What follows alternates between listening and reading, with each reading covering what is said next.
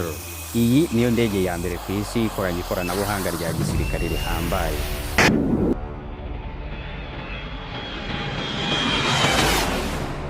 Hamwe n'umuvuduko wayo wa Mach 2.25, ni ukuvuga kilometero zisaga 2414 ku isaha. Iyi ndege irihuta kurusha amajwi y'inshuro 2.5. Ifite ubushobozi bwo kugurukira hejuru cyane mu kirere ku buryo izindi ndege zisanzwe zidashobora kugera kuri iyo ntera. Iyi ni indege y'intambara yo mu kiragano cya 5.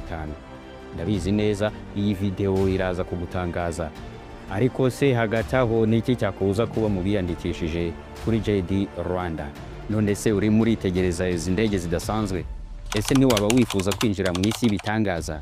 Ubaye ukande subscribe no kukazokera. Aka kanya wakwikomereza urugendo rwo gutembera muri iyi ndege idasanzwe. Ugira ubwoba, JD Rwanda niyo nzira iguha ibiganiro byihariye utabona handi.